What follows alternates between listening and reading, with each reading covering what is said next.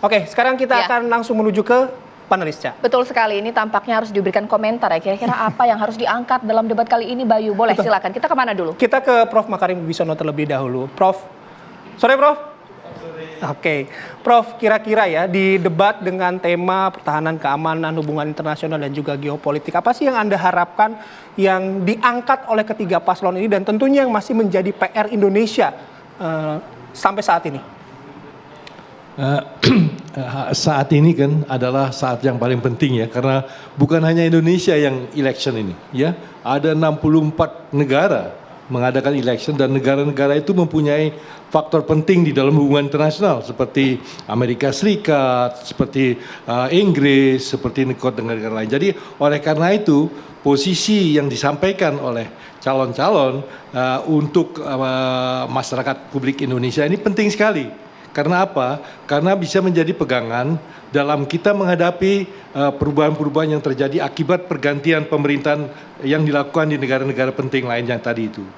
Jadi menurut hemat saya sangat penting sekali buat publik Indonesia kalau kita bisa mendengar ya, misalnya arah dari calon nomor 1, nomor 2, nomor 3 dalam memberikan gambaran mengenai bagaimana politik luar negeri Indonesia ke depan dalam waktu 5 tahun yang akan datang. Kedua, kita sudah mengetahui bahwa di dalam masa-masa yang akan datang itu kita akan melihat bagaimana tantangan terhadap wilayah kita ini, ya.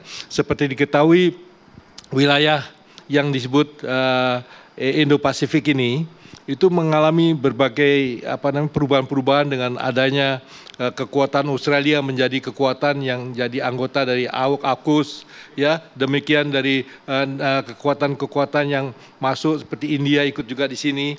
Nah, bagaimana misalnya Indonesia 5 tahun ke depan itu bisa menghadapi adanya grouping-grouping yang ada di wilayah Indo-Pasifik itu agar kita bisa tetap bertahan sebagai negara yang berdaulat gitu, ya.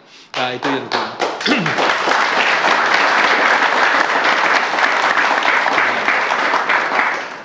dan yang ketiga yang kita perlu perhatikan juga seperti diketahui ya, bahwa masalah-masalah yang kita hadapi sebagai negara ini banyak sekali yang perlu diatasi ya. Seperti misalnya saja kita baru saja menghadapi adanya aliran ya pengungsi-pengungsi dari berbagai negara yang kemari ya.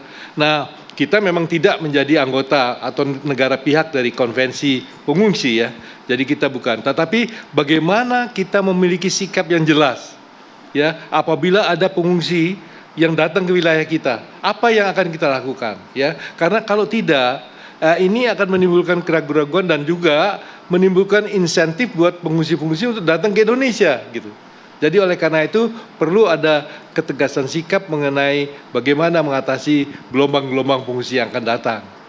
Dan yang terakhir yang saya perhatikan bahwa kita ini saat yang akan datang ini menghadapi gejolak-gejolak ya. Bagaimana rivalry terjadi atau persaingan antara China dan Amerika Serikat. Bagaimana persaingan antara Rusia dengan Amerika Serikat.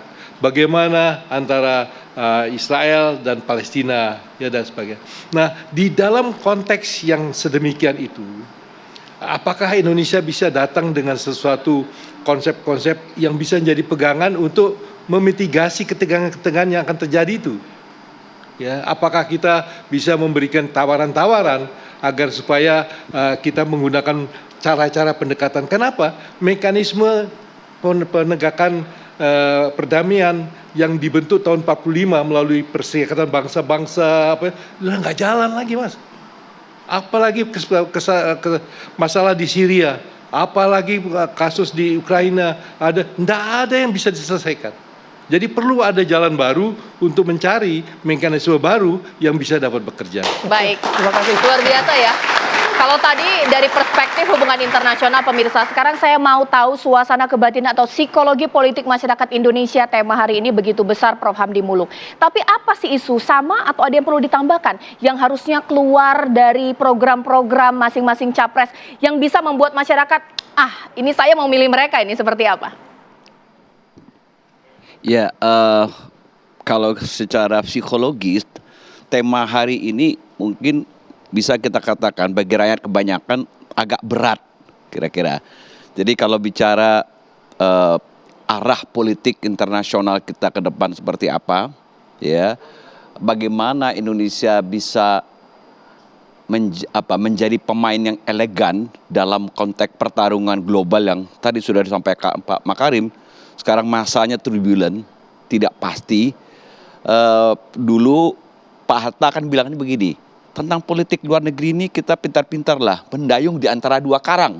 Dulu kekuatannya Barat sama Timur, komunis gitu loh. Nah sekarang polar dunia kan ada Amerika mulai turun sebenarnya sedikit, China naik secara ekonomi, bargaining positionnya tinggi, ada Rusia, dan juga mungkin kekuatan-kekuatan lain akan muncul secara ekonomi, tapi tentu ekonominya kuat pasti secara geopolitik dia juga signifikan seperti Eropa, mungkin India, mungkin juga Asia gitu loh. Nah jadi mengayuh di antara beberapa karang kita sekarang dan kita memastikan bahwa tujuan-tujuan mencapai kemakmuran kita, kedaulatan gitu ya, itu jalan, itu yang disebut elegan. Nah itu bagi rakyat banyak sekarang isu-isu seperti itu agak mungkin menjadi percakapan para orang-orang pintar elit. Nah, tapi ada tema hari ini yang mungkin dekat dengan keseharian kita soal misalnya keamanan. Ini kan hari ini kalau nggak salah ada topik keamanan juga kan. Karena kalau kita mau kuat secara keluar, di dalam itu kan nggak boleh keropos. Artinya penanganan keamanan sehari-hari, kriminalitas, narkoba, ancaman terorisme seperti itu. Dan juga mungkin masalah-masalah keamanan dalam negeri, misalnya masalah Papua yang sampai hari ini juga belum selesai. Ya, nah itu mungkin agak lebih dekat dengan keseharian masyarakat begitu. Nah mungkin ini yang kita tunggu-tunggu sekarang bagaimana ketika paslon ini bisa menyelesaikan persoalan-persoalan itu. Tentu klaimnya kalau memilih saya punya program lebih bagus dari paslon yang lain. Harus diyakinkan masyarakat begitu dalam debat ini. Begitu. Terima kasih Prof. Hamdi Muluk.